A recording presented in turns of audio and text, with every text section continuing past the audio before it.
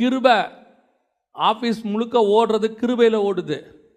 Business கர்த்தரால் நடக்குது.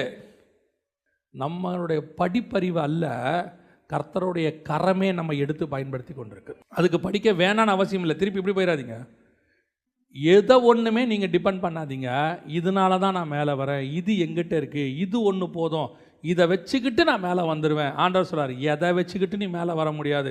இயேசு கிறிஸ்து ஒருத்தரால் மட்டும்தான் நீ மேலே வர முடியும். அவ்வளோதான். நம்மக்கிட்ட இருக்கிற எது ஒன்றுமே ஒரு நாள் எக்ஸ்பைர்ட் ஆகும். எக்ஸ்பைர்டே ஆகாமல் எட்டர்னல் எதுனா நம்ம கூட இருக்கிற ஆண்டவர் மட்டும்தான். அவருக்கு எக்ஸ்பைர்டே கிடையாது. சார் ஒன்று மட்டும் நினச்சிக்கோங்க, இந்த இதில் நான் ரொம்ப ஸ்கில்லு, இந்த இதில் நான் இது அப்படின்னு சொல்லி நம்முடைய அறிவு, இந்த படிப்பறிவு மட்டும் இல்லை, உலக அறிவு கூட நான் சேர்த்தே சொல்கிறேன். எது ஒன்றுமே அதை வச்சு உங்களுக்கு ஒரு தைரியம் வருதுன்னு வச்சுக்கோங்களேன், இது ஒன்று போதுங்க, லைஃப்பை நான் ஓட்டிடுவேன், இது ஒன்று போதும், வாழ்க்கையை நான் சமாளிச்சிருவேன். இல்லை, ஆண்டவர் சொல்கிறார், உனக்கு அந்த தைரியம் வரக்கூடாது. எந்த அறிவும் இல்லாத பேதுருக்கு ஒரு தைரியம் வந்துச்சு. இல்லை, என்ன தைரியம் தெரியுமா? இப்போ சொல்லுவாங்க, சிலர் கேட்பாங்க, படிக்காமல் இப்படி விட்டுட்டியேடா, எப்படா அவன் லைஃப், எதிர்காலத்தை என்னடா பண்ணுவ, என்னதான் பண்ண போகிற அப்படிம்பாங்க. அவனுக்கு அது வரல, அவன் என்ன பண்ணுவான்? சில நேரத்தில் நம்ம நினைக்கிறோம், இது இல்லாட்டி எதிர்காலம் அவ்வளோதான், க்ளோஸ், முடிஞ்சிருச்சு. இல்லை, ஏன்னா நம்ம தைரியம் படிப்பு மேலே இருக்குது, நம்ம தைரியம் டேலண்ட் மேலே இருக்குது, நம்ம தைரியம் கர்த்தர் மேலே இருக்கணும். அதுதான் காய்பாவுக்கு புரியவே இல்லை, அந்த காரியமே புரியல.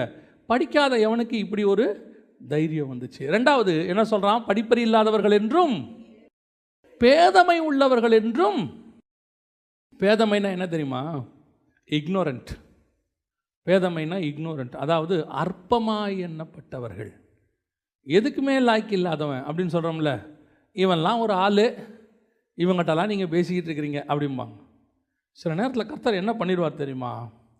உங்களை யார் இக்னோர் பண்ணுறாங்களோ, அந்த இக்னோர் பண்ணுற ஆள் இருக்குல்ல, அவன் கண்ணுக்கு முன்னாடி உங்களை ஒரு உயர்த்தி கொண்டு வந்து உட்கார வைப்பார் பாருங்க. அவன் அப்படியே ஆச்சரியப்படுவான், எப்படி இவன் மேலே வந்தான், எப்படி இவனுக்கு இந்த தைரியம். இப்போ பாருங்க, நமக்கு தெரிஞ்ச சம்பவம் தான். தாவீது வீட்டில் 7 பேர் இருக்கிறாங்க. இந்த 7 பேரில் எல்லாருமே இராணுவத்துக்கு போகிறவங்க தான் போல். சாமுவேல் போன உடனே எல்லாரையும் வரிசையை நிற்க வச்சுட்டாங்க. நிற்க வச்ச உடனே முதல் பையனை பார்த்த உடனே சாமுவேலே டிசைட் பண்ணிட்டார், இவன் தான் ராஜா. ஆள் எப்படி இருக்கிறான்? பயங்கர ஸ்டவுட்டாக இருக்கிறான், கம்பீரமாக இருக்கிறான். அதில் சொல்லுவார், இவன் தானாக்கும் அப்படிம்பார்.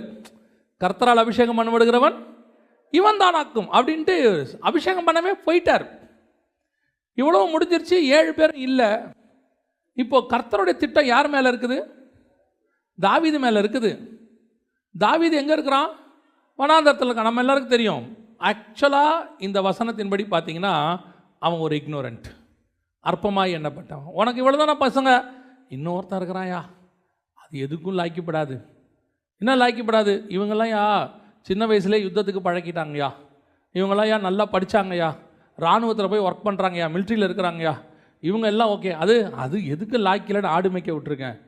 இவனுக்கு இராணுவத்தில் ப்ராக்டிஸு, அவனுக்கு வனாந்தரத்தில் ப்ராக்டிஸு. இராணுவத்தில் எப்படி ப்ராக்டிஸ் கொடுப்பாங்க தெரியுமா? எந்த காயமும் ஏற்படாதபடி ப்ராக்டிஸ் கொடுப்பாங்க, எக்ஸசைஸு எல்லாம். அவனுக்கு எப்படி தெரியுமா ப்ராக்டிஸு? சிங்கத்தோடையும் கரடியோடையும் ப்ராக்டிஸ். இவங்களுக்கு கொடுக்கறத விட கடினமான ப்ராக்டிஸ். இவங்க எல்லாம் அவன் அற்பத்தை பார்த்துக்கிட்டு இருக்கிறாங்க, பரலோகம் மட்டும் அவனை ராஜாவாகவே பார்த்துக்கிட்டு இருக்குது. பரலோகம் ராஜாவை பார்த்துருக்கு. அதுக்குன்னு ராஜான்றதுனால அவனுக்கு பரலோகம் ப்ராக்டிஸே கொடுக்காமலாம் இல்லை, எல்லா ப்ராக்டிஸும் கொடுத்துருக்கு. அவனுக்கு தேவையான ப்ராக்டிஸை அங்கே வச்சு ஆண்டவர் கொடுத்துருக்குறார். உலகம் அதை பார்க்கல. உலகம் நம்ம அற்பத்தனத்தை மட்டும் பார்க்குது, ஒன் சைடை மட்டும் பார்த்துட்டு உலகம் சொல்லுது, இவெல்லாம் எப்படியா, இவெல்லாம் மேலே வருவானா, இவெல்லாம் திருந்துவானா, இவெல்லாம் வர முடியுமா, இவெல்லாம் மேலே வருவானா. நம்மளை வச்சுக்கிட்டு மேலே வந்த பிறகு நம்மகிட்டயே சொல்லுவாங்க, இவெல்லாம் மேலே வருவான் நான் எதிர்பார்க்கவே இல்லைன்னு நம்மளை வச்சுக்கிட்டே சொல்லுவாங்க. இவெல்லாம் இவ்வளோ தூரத்துக்கு வருவான் நான் எக்ஸ்பெக்ட் பண்ணவே இல்லை அப்படிம்பாங்க. அதுதான் உண்மை. உலகம் நம்மளை எக்ஸ்பெக்ட் பண்ணது எந்த அளவுக்கு தெரியுமா? ஆடு மேய்க்கிறதுக்கு லாய்க்கு, பாத்திரம் விளக்கிறதுக்கு லாய்க்கு, எங்கேயோ ஒரு வீட்டில் வேலை பார்க்குறதுக்கு லாய்க்கு. இதுக்கு மேலே அது எதுக்குமே லாய்க்கப்படாது அப்படின்னு நினைக்கிற ஆளைத்தான் அந்த சுற்றி இருக்கிற அத்தனை பேர்லையும் மேலே கொண்டு வந்து கர்த்தர் உட்கார வச்சுருவார். ஏன் தெரியுமா? இவங்க எல்லாரும் அழகாக இருக்கிற ராகேலை பார்த்துக்கிட்டே இருந்தாங்க. பரலோகம் அற்பமாய் எண்ணப்பட்ட லேயாலைத்தான் பார்த்து கொண்டிருந்தது. எல்லாம் அவகிட்ட இருக்கிற குறைய மட்டும், கண்ணை மட்டும் பார்க்குறாங்க. ஆனால் அவளுக்கு ஒரு இருதயம் இருந்துச்சு பார்த்தீங்களா, அதை பரலோகம் பார்த்துச்சு. நான் லேயாலை பற்றி ரொம்ப யோசிப்பேன். அந்த அம்மா மாதிரி ஒரு லைஃப் உலகத்தில் யாருக்குமே வரக்கூடாது. திடீர்னு கூப்பிட்டு அப்பங்காரன் சொல்கிறான். அதே அப்பந்தான் தான் தங்கச்சிக்கு மாப்பிள்ளை பார்க்கும்போது, ரெபேக்காலுக்கு மாப்பிள்ளை பார்க்கும்போது அதே அப்பா தான் சொன்னார், பெண்ணின் வாய்பிறப்பை கேட்போம். இல்லை, அவர் சொல்கிறார், பெண்ணின் வாய்பிறப்பை கேட்போம், இஷ்டமான்னு கேட்போம், அதுக்கிட்டையும் ஒரு வார்த்தை கேட்டுக்கலாம். அதே அப்பா தான் இந்த அம்மாக்கிட்டையும் ஒரு வார்த்தை கேட்கணுமா இல்லையா? கேட்கணுமா இல்லையா? ஏம்மா உனக்கு இஷ்டமா? அவன் உன் தங்கச்சிக்காக தான் 7 வருஷம் வேலை செய்கிறான், இஷ்டமானா அந்த கேள்வியே கேட்கல, திருட்டளவாக அனுப்பி விடுறான். அப்போ லேயாளுடைய மனசு எப்படி இருந்திருக்கும் பாருங்க. அற்பமாய் எண்ணப்பட்டாள் என்று கர்த்தர் கண்டு அவளை கற்பம் தரிக்கும்படி செய்தார். நம்ம இக்னோரண்ட்னு எப்போ இந்த உலகம் சொல்லுதோ அப்போ தான் கர்த்தர் சொல்லுவார், யூ ஆர் செலக்டட். அப்படி ஆண்டவர் செஞ்சுருவார். கடைசியில் தாவீதோடைய இராணுவத்தில் தான் அண்ணங்கள்லாம் வேலை செய்யணும். கடைசியில் யோசேப்புக்கிட்ட தான் எல்லாரும் வந்து அரிசிக்கு நிற்கணும், கோதுமைக்கு நிற்கணும். அதை கர்த்தரே செய்வார். அற்பமாக எண்ணப்பட்டவர்கள், ஆனால் அற்பமாக எண்ணப்பட்ட உனக்கு ஒரு தைரியம் இருக்கணும். இவங்க என்னை அற்பமாக நினைக்கிட்டோம், ஆனால் என்னை அற்புதமாய் நினைக்கிற ஒருத்தர் இருக்கிறார். அவங்கள அழகாக செஞ்ச ஆண்டவர் தான் என்னை அற்பமாக செஞ்சார். ஏன் அற்பமாக செஞ்சார் தெரியுமா? இந்த அற்பத்தையே நான் எப்படி அதிசயமாய் மாத்திரேன் பாருன்றதுக்கு தான் கர்த்தர் உன்னை என்னையும் அற்பமாக செஞ்சார். ஏன் நீங்கள் பைபிளில் எடுத்து பாருங்களேன், இந்த ஜியோனாலஜி ஒன்று இருக்கும், 1ஆம் அதிகாரம் மத்திய எழுதின சுவிசேஷம் இருக்கும் பாருங்களேன். அதில் இருக்கிறவனுடைய வாழ்க்கை வரலாறுலாம் பாருங்கள், மேக்சிமம் சரியாக இருக்காது. இன்றைக்கி உலகம் எதெல்லாம் அருவருப்புங்குதோ, எவனெல்லாம் உலகம் தள்ளி வைக்குதோ, அப்படிப்பட்ட குடும்பத்திலேருந்து ஆண்டவர் ஆளை செலக்ட் பண்ணிக்கிட்டே வந்திருப்பார். நீங்கள் எடுத்துக்கொள்ளுங்க, ரூத்தோடைய ஹிஸ்ட்ரி எடுத்துக்கொள்ளுங்க. ரூத் எப்படிப்பட்ட ஒரு ஆள்? மோவாபிய ஸ்திரீ. தாமாருக்கு எப்படி பிள்ளை பிறந்துச்சு? ராகாப் எப்படிப்பட்டவங்க? எடுத்துக்கொள்ளுங்க, ஒவ்வொருத்தரையும் எடுத்துக்கொள்ளுங்க. இவங்க எல்லா பிரமாணத்தின்படியாகவும் இருக்கட்டும் சரி, உலக பிரகாரமாக இருக்க சரி, அற்பமாக எண்ணப்பட்டவர்கள். ஆனால் அந்த அற்பமாக எண்ணப்பட்டவர்களுடைய வாழ்க்கையில் தான் கர்த்தர் அற்புதங்களை செஞ்சுக்கிட்டே வருவார். ஆனால் இவங்களுக்கு ஒன்று தோணணும், இதெல்லாம் ஏன் ஆண்டவர் கொடுத்து வச்சிருக்கிறாரு? ஏன் லேயாள் அற்பமாக எண்ணப்பட்டாள்? ஏன் தாமார் இதுக்கப்புறம் வேணாம் அப்படின்னு யூதா ஒதுக்கி வச்சுட்டாரு? ஏன் ரூத்து இந்த ஒரு நிலைமைக்கு ஆளானாங்க? இந்த மாதிரி ஆட்களெல்லாம் எடுத்துக்கிட்டு எதுக்கு பைபிள் கொடுத்து வச்சிருக்கு தெரியுமா? இவங்களெல்லாம் பார்க்கும்போது உங்களுக்கு தெரியணும், இந்த மாதிரி சூழ்நிலைகள் வந்த என்னையும் கர்த்தர் உயர்த்துவதற்கு வல்லமை உள்ளவராக இருக்கிறார். கர்த்தர் என்னை ஒரு நாளும் கைவிடவே மாட்டார். எனக்கு ரொம்ப பிடிச்ச ஒரு ஆள் யாருன்னா இஸ்மவேல். ஏன்னா இஸ்மவேலை பிடிக்குமான்னு கேட்காதீங்க, இஸ்மவேலுக்கு நடந்த சம்பவம் பிடிக்கும். அவன் வியூவில் பாருங்கள், அவனுக்கு அன்றைக்கி ஒரு 15 வயசு 16 வயசு. அவன் வியூவில் 16 வயசு, அம்மாவோட அப்பா துரத்தி விட்டுட்டாரு. அவன் வியூவில் சொல்கிறேன், அப்பா நீதிமான், கர்த்தர் சொன்னாருன்னு செய்கிறார் ஆபிரகாம். அவன் வியூவில் என்ன, எங்கள் அம்மாவோட என்னை என்ன பண்ணி விட்டாங்க? துரத்தி விட்டாங்க. என் வாழ்க்கை என்ன? ஏன் எங்கள் அப்பா துரத்தினார்? அவர் இன்னொரு கல்யாணம் பண்ணிட்டார், இன்னொரு பையன் பிறந்துட்டார், அதனால் என்னை துரத்துறாரு. இவன் பண்ண தப்பு எப்பவுமே நமக்கு தெரியாது. இவன் ஈசாக்கை வந்து பரியாசம் பண்ணது எப்பவுமே நம்ம சைடில் இருக்கிற குற்றம் நமக்கு தெரியவே தெரியாது. அடுத்தவன் குற்றவாளின்னே சொல்லிக்கிட்டு இருப்போம்.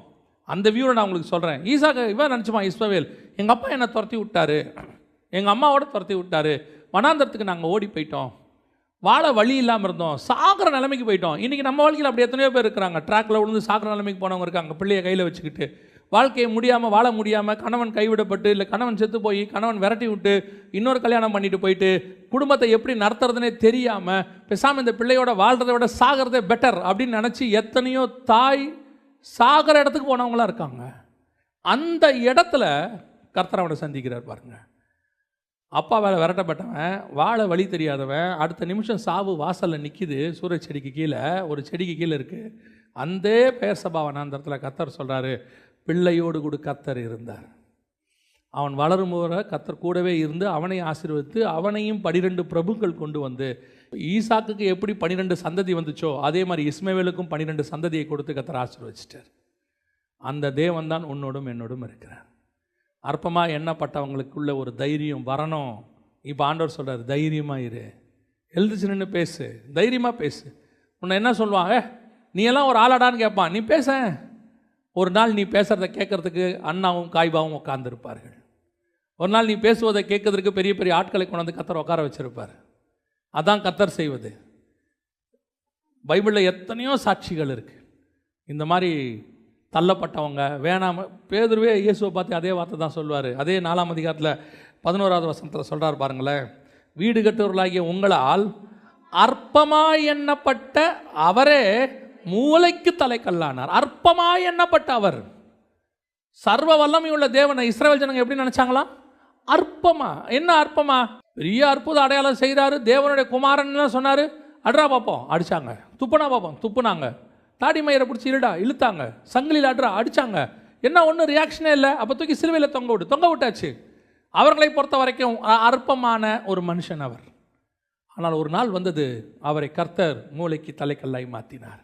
அந்த தேவன்தான் இன்னும் நம்மோடு கூட இருக்கிறார். வீடுகளில் அற்பமாய் எண்ணப்பட்டோம், சகோதரர்களால் அற்பமாய் எண்ணப்பட்டோம், நம்ம சொந்தக்காரங்க மத்தியில் அற்பமாய் எண்ணப்பட்டோம். அற்பமாய் எண்ணப்பட்டவர்களை கர்த்தர் மூளைக்கு தலைக்கல்லாய் மாற்றுவார். தேவனால் கூடாத காரியம் ஒன்றும் இல்லை. மறக்கப்பட்ட உன்னை ராஜாவாக கொண்டு உட்கார வைப்பார். குழியிலே போடப்பட்ட உன்னை சகோதரர்களுக்கு ஆசீர்வாதமாய் கர்த்தர் மாற்றி உட்கார வைப்பார். நாம் என்னைக்கு அற்பமாக நினைக்கப்படுறோமோ அன்னைக்கு தான் கர்த்தர் நினைத்தருளுவார். அற்பமாக எண்ணப்பட்ட லேயாளை கர்த்தர் நினைத்தருளினார். அதுதான் உண்மை. யார் வேணாலும் என்ன வேணாலும் சொல்லட்டும். உங்கள்கிட்ட இருக்க டிஸ்குவாலிஃபிகேஷன் நிறையா இருக்கும். இங்கிலீஷ் பேச வராதுன்னு சொல்லுவாங்க, இருந்துட்டு போட்டோம், சொல்லிட்டு போயிட்டோம். அவர் இங்கிலீஷ் பேசினா தப்பாக பேசுவார், சொல்லிட்டு போட்டோம். தமிழ் ஒழுங்காக வருமா? சோத்திரம், பிரைஸ் தி லார்ட். நல்லா தெரிஞ்சுக்கொள்ளுங்க. எது நமக்கு கனவீனம், எது அற்பம், எதை சொல்கிறாங்களோ அதை நீங்கள் விட்டுட்டு போயிட்டே இருங்க. நம்மை உயர்த்துவதற்கு தேவன் வல்லமை உள்ள தேவனாக இருக்கிறார். அல்லேலூயா. அந்த வசனத்தை திருப்பி வாசிங்க பார்ப்போம். பேதுருவும் யோவானும் பேசுகிற தைரியத்தை அவர்கள் கண்டு அவர்கள் படிப்பறியாதவர்கள் என்றும் பேதமை உள்ளவர்கள் என்றும் அறிந்தபடியால் ஆச்சரியப்பட்டு அவர்கள் இயேசுவுடனே கூட இருந்தவர்கள் என்றும் அறிந்து கொண்டார்கள். இவ்வளவுக்கும் காரணம் என்னான்னு சொல்லி முடிக்கிறார் அந்த வசனத்தில். அவனுக்கு படிப்பறிவு கிடையாது, அற்பமாக எண்ணப்பட்டவன். இவனுக்கு இப்படி ஒரு தைரியம் வருவதுக்கு வாய்ப்பே இல்லை, நோ சான்ஸ். அப்போ இவனுக்கு இவ்வளோ தைரியம் வந்து பேசுவதுக்கு என்ன வாய்ப்புடான்னு பார்த்தா ஒரே ஒரு வாய்ப்பு தான் இருக்குது. அவன் இயேசுவோடு கூட இருந்தவன். அவன் இயேசு கூட இருந்ததுனால அவருக்கு இருக்கிற தைரியம் இவனுக்கும் இருக்குது. அவருக்கு இருக்கிற படிப்பறிவு இவனுக்கும் இருக்குது. அவருக்கு இருக்கக்கூடியதான எல்லாம் இவருக்கும் இருக்குது. அப்போது உங்களையும் என்னையும் வச்சு எதை பார்க்க போகிறாங்கன்னா, நம்ம படிப்பறிவு அல்ல, நம்ம ஸ்டேட்டஸ் அல்ல, நம் மூலமாய் அவர்கள் தேவனை பார்க்க போகிறாங்க. அதுக்கு தான் கர்த்தர் உன்னை படிப்பறிவு இல்லாதவனாக மாற்றினார், திக்குவாயும் மந்தனாவுமா மாற்றினார். எதுக்காக உன்னை பேதமை உள்ளவர்களாக மாற்றினார், அற்பமாக எண்ணப்பட வச்சாருன்னா, நீங்கள் போய் நிற்கும் போது அவர்கள் இனி உங்களை பார்க்க மாட்டார்கள், உங்கள் மூலமாய் இயேசுவை பார்ப்பார்கள்.